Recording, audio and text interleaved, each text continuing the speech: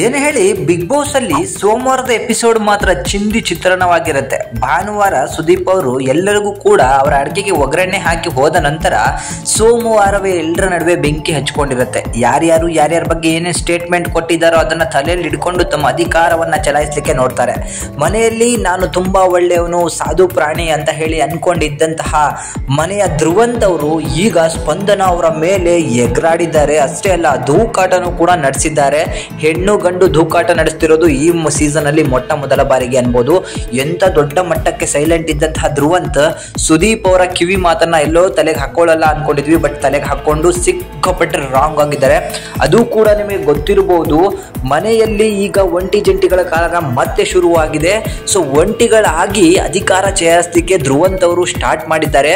ಅಲ್ಲೆಲ್ಲೋ ಬಿದ್ದಂತಹ ಚೇರನ್ನ ಮಾಡು ಹಾಗೆ ಸ್ಪಂದನ ಇಬ್ರಿಗೂ ಕೂಡ ಹೇಳೋ ಬದಲು, ಮಾಡು ಅಲ್ಲೆಲ್ಲ ಚೇರ್ಗಳು ಬಿದ್ದಿದೆ, ಎದ್ದು ಕರೆಕ್ಟಾಗಿ ಜೋಡಿಸಿ ಅಂತ ಹೇಳಿ ಕೇಳ್ತಾರೆ.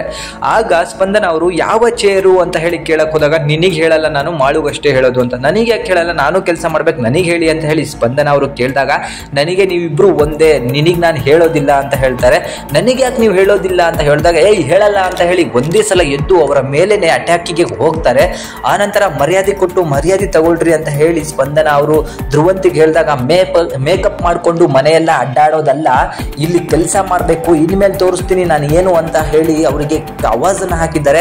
ಇಷ್ಟು ದಿನ ಒಳ್ಳೆಯವನಂತ ಆಡ್ತಿದ್ದೆಲ್ಲ, ಒಳ್ಳೆಯವನ ತಾಕತ್ ಏನಂತ ಹೇಳಿ ನಿನಗೆ ತೋರಿಸ್ಕೊಡ್ತೀನಿ, ನೋಡ್ತಾ ಇರು ಅಂತ ಹೇಳಿ ಒಬ್ರು ಮೇಲೆ ಒಬ್ರು ಆವಾಜನ್ನ ಹಾಕಿದ್ದಾರೆ. ಮರ್ಯಾದೆನೇ ಇಲ್ದಂತೆ ಮಾತನಾಡಿದ್ದಾರೆ. ಸ್ಪಂದನ ಹಾಗೂ ಧ್ರುವಂತ್ ಇಬ್ರು ಕೂಡ 2 ವಾರ ಸೈಲೆಂಟ್ ಆಗಿದ್ರು.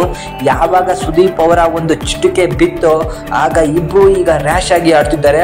ಧ್ರುವಂತ್ನ ಆಟ ಈ ವಾರ ನೋಡ್ಲಿಕ್ಕೆ ಸಿಗ್ಬೋದು. ಯಾಕಂತ ಹೇಳಿದ್ರೆ ಅವರಿಗೆ ಗೊತ್ತಾಯ್ತು, ಇಲ್ಲಿ ಒಳ್ಳೆಯವರಾಗಿದ್ರೆ ಇರ್ಲಿಕ್ಕೆ ಸಾಧ್ಯ ಇಲ್ಲ ಅಂತ ಹೇಳಿ. ತುಂಬಾ ಜನ ಅವ್ರನ್ನ ನಾಟಕೀಯ ಅಂತ ಹೇಳಿದ್ರು, ಡೌರಾಜ ಅಂತ ಹೇಳಿದ್ರು, ಮತ್ತೆ ಸಿಂಪತಿ ಇಟ್ಕೊಂಡು ಆಡ್ತಿದ್ದಾನೆ ಅಂತ ಹೇಳಿದ್ರು. ಸುದೀಪ್ ಅವರು ಡೈರೆಕ್ಟ್ ಆಗಿ ಅವರಿಗೆ ಬೈಯುವಂತ ಕೆಲಸವನ್ನ ಮಾಡಿದ್ರು, ಬಟ್ ಇದಕ್ಕೆ ತಲೆ ಕೆಡಿಸ್ಕೊಂಡಿರ್ಲಿಲ್ಲ. ಈಗ ಸಂಪೂರ್ಣವಾಗಿ ಸ್ಪಂದನ ಅವರ ಮೇಲೆ ರೇಗಾಡಿದ್ದಾರೆ. ಇಲ್ಲೂ ಕೂಡ ಮಾಡು ಬಾಯಿ ಮುಚ್ಕೊಂಡು ಸುಮ್ಮನೆ ಇದ್ದಾನೆ, ಸಿಕ್ಕಾಪಟ್ಟೆ ಸೈಲೆಂಟ್ ಆಗಿದ್ದಾನೆ. ಅದು ಯಾಕೆ ಅಂತ ಹೇಳಿ ಖಂಡಿತ ಗೊತ್ತಿಲ್ಲ.